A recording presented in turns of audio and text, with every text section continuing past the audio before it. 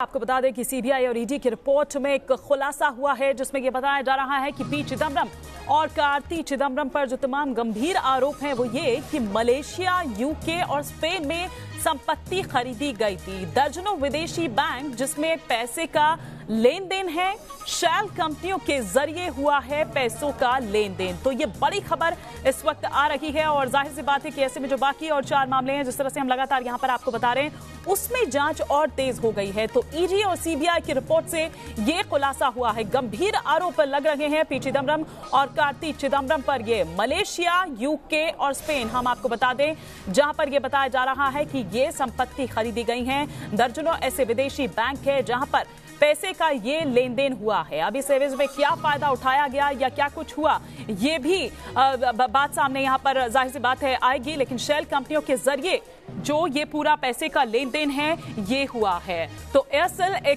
Maxis और INX media का ये मामला, डिएगो की भी अगर हम यहां पर बात करें तो कारोबारी सौदे से जुड़े हुए हैं। तमाम ये जो केस हैं जो इस वक्त जानकारी हमें मिल रही है इसी पर हम और विस्तार से बात करते हैं। हमारे वरिष्ठ सहयोगी दीपक चौरसिया इस वक्त हमारे साथ न्यूज रूम से जुड़ चुके हैं।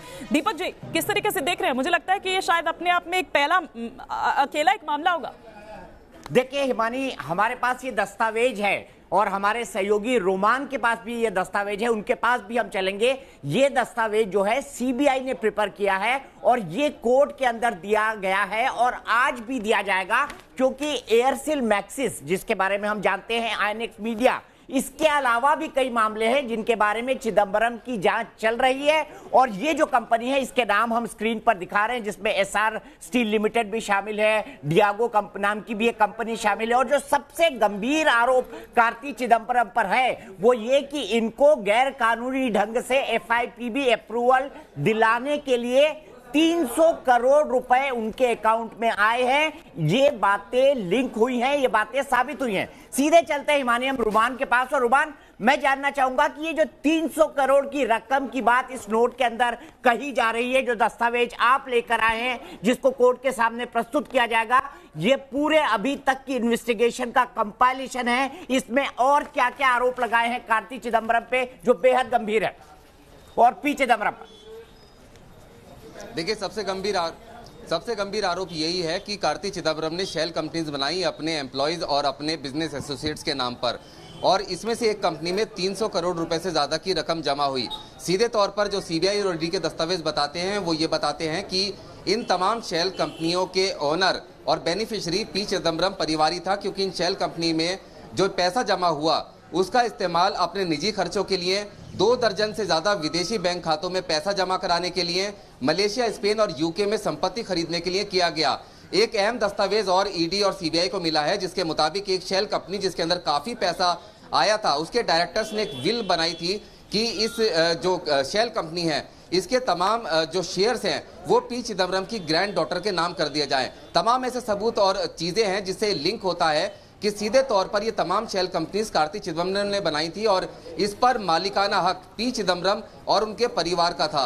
सीधे तौर पर एक और शेल कंपनी का जिक्र आया है जो कि ब्रिटिश वर्जीनिया आइलैंड में है, उससे एक मोटी रकम कार्ति चिदम्बरम की शेल कंपनी के अंदर ट्रांसफर हुई थी। असल में ये कंपनी पनामा में है, कागजों में पनामा में है, लेकिन ब्रिटिश वर्जिन आइलैंड में है। मैं यहाँ पर एक बात रुमान, यहाँ पर एक बात साफ करना चाहूंगा। मैं इस बात को और एक्सटेंड करता हूँ क्योंकि मैंने इस पेपर को पढ़ा हुआ है। ये जो कंपनी पनामा की जिसकी बात की जा रही है, ये जो कंपनी है इसका नाम पनामा घोटाले के अंदर भी शामिल है। जिस कंपनी से कार्ति चिदम्बरम की शेल कंपनी को पैसा गया है उसका नाम पनामा घोटाला, जिसके अंदर नवाज शरीफ फंसे हुए हैं, जेल के अंदर है इस वक्त, जिसके अंदर भारत के भी कई लोग फंसे हुए हैं जिनके ऊपर इन्वेस्टिगेशन चल रही है ईडी की। तो ऐसे कई सारे अकाउंट मिले हैं, जिन 24 अकाउंट का आप जिक्र कर रहे हैं जिसके अंदर चिदम्बरम ने पैसे जमा कराए हैं।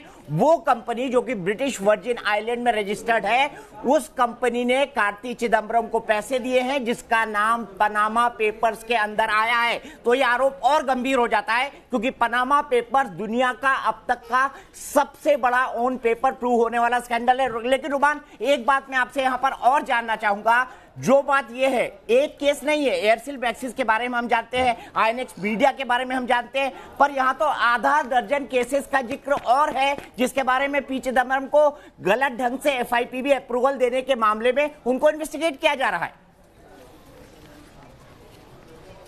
देखिए, बिल्कुल, और 4 और नए मामलों की जांच प्रवर्तन निदेशालय ने तेज कर दी है, और ये तमाम जो मामले हैं ये बिजनेस लेन देन से जुड़े हुए मामले हैं और फॉरेन इन्वेस्टमेंट और गलत तरीके से, अवैध तरीके से टेंटेड मनी को देश में लाने का मामला है। सीधे तौर पर 54 करोड़ की संपत्ति अब तक प्रवर्तन निदेशालय सीज कर चुका है, अटैच कर चुका है। लेकिन जो कागजात हैं वो बता रहे हैं कि महज एक ही शेल कंपनी के अंदर 300 करोड़ रुपए आए थे, जो कि कार्ति चिदम्बरम की है। और सीधे तौर पर इन तमाम शेल कंपनी, उसके डायरेक्ट और इनडायरेक्ट लिंक्स पी चिदम्बरम और उसके परिवार से जाकर जुड़ते हैं।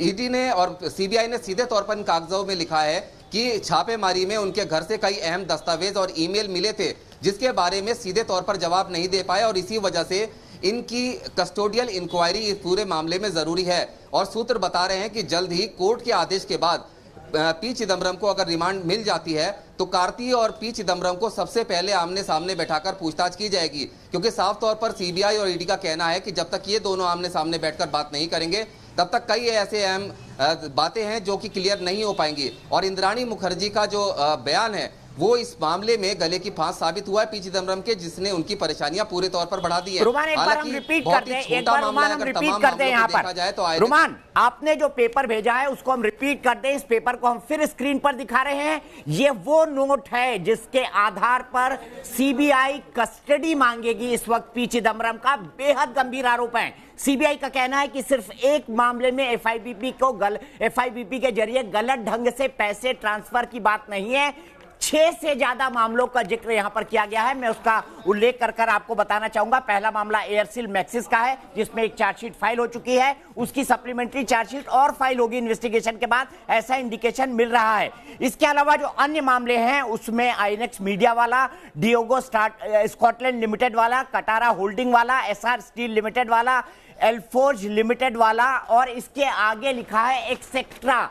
यानी कई सारे मामले में कार्रवाई हो रही है पी चिदम्बरम के खिलाफ, आईएनएक्स मीडिया, और साथ ही साथ ये जो दूसरा केस है एयरसेल मैक्सिस, ये अकेले केस नहीं है। इसके अलावा भी कई एफआईपीबी अप्रूवल उन्होंने गलत ढंग से दिए हैं। सबसे बड़ी बात, कितना रिश्वत आया, तो एक मनी ट्रेल मिली है जिसमें साफ हुआ है कि कार्ति चिदम्बरम की कंपनी को 300 करोड़ रुपए मिले, जिससे उन्होंने मलेशिया, लंदन, इसके अलावा भारत और साथ ही साथ स्पेन के अंदर प्रॉपर्टी खरीदी। और जो तीसरी महत्वपूर्ण बात है वो ये है कि एक बात के दस्तावेजी सबूत मिले हैं कि शेल कंपनी के डायरेक्टर पति और पत्नी ने एक विल कराई है कि शेल कंपनी की जितनी भी संपत्ति है वो कार्ति चिदम्बरम की बेटी यानी पी चिदम्बरम की पोती के नाम पर ट्रांसफर की जाए। यह भी एक दस्तावेजी सबूत है उनके खिलाफ। और 30 जो आखिरी सबसे महत्वपूर्ण बात है हिमानी, जिसको मैं यहां पर दोहराना चाहूंगा, उस कंपनी ने, ब्रिटिश वर्जिन आइलैंड की उस कंपनी ने कार्ति चिदम्बरम को फंड ट्रांसफर किया है जिस कंपनी का नाम पनामा पेपर्स घोटाले के अंदर आया है। ये पूरे अपराध को और संगीन बना देता है।